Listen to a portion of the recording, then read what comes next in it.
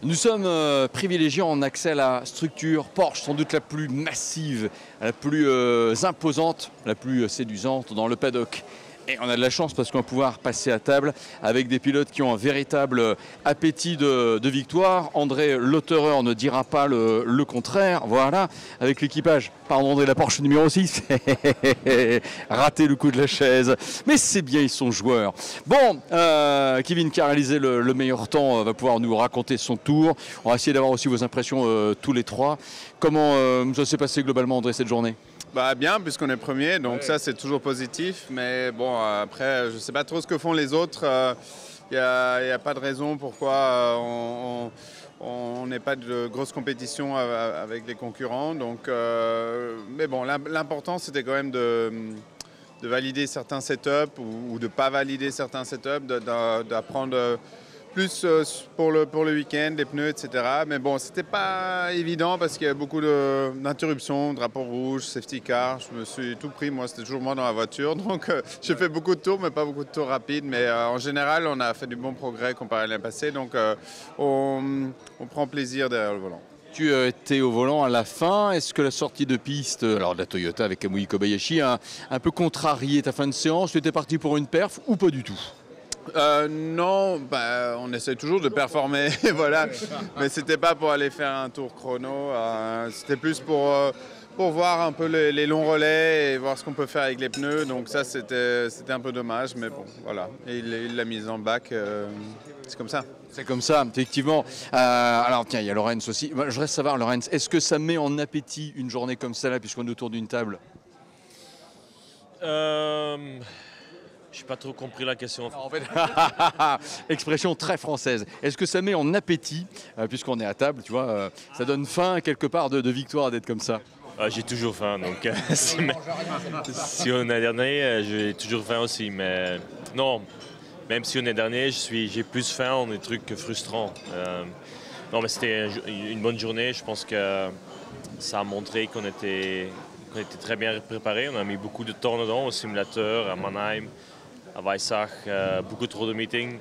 Donc c'était bien de finalement commencer à rouler et je pense que ça a montré qu'on a fait bien la préparation. Mais bon, il reste encore du travail à faire.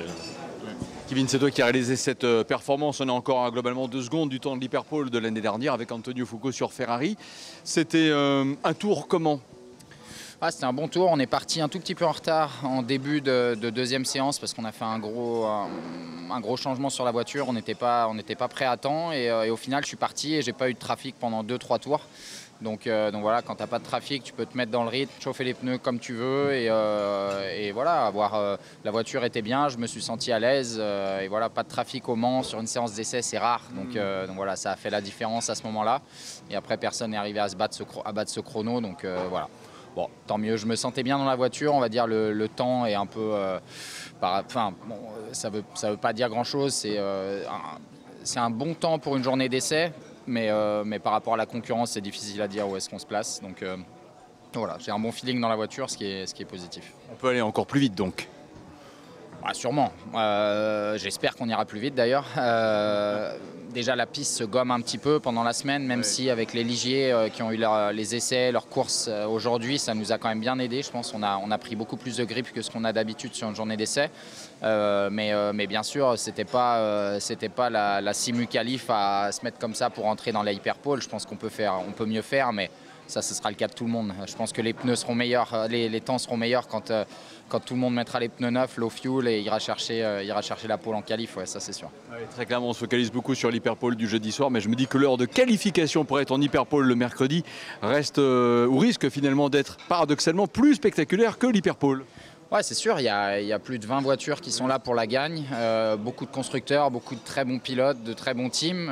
Il va falloir rentrer dans le top 8, c'est pas facile, c'est déjà difficile sur une course de WEC avec 10 voitures, de rentrer dans le top 10. Là, il faut rentrer dans le top 8 et il y a plus de concurrence. Donc si on fait un super boulot, on a 3 Porsche dedans, les 3 Porsche officiels, plus les 2 Porsche, les 3 Porsche même clientes qui sont rapides, les 3 Ferrari, les 2 Toyota, les Cadillac, les Alpines, il y a du bon monde, donc c'est sûr que ça va être difficile de rentrer dans ce Hyperpole. Donc je pense que la séance va être intéressante, la séance de qualif. Ouais. Les pilotes Porsche ont faim, ça se voit, et en particulier ceux de l'équipage numéro 6. Meilleur temps de la journée test. Bon, je vais commander, je vais regarder le menu. Alors, un dessert ? Oui, un dessert, tiens, je veux bien.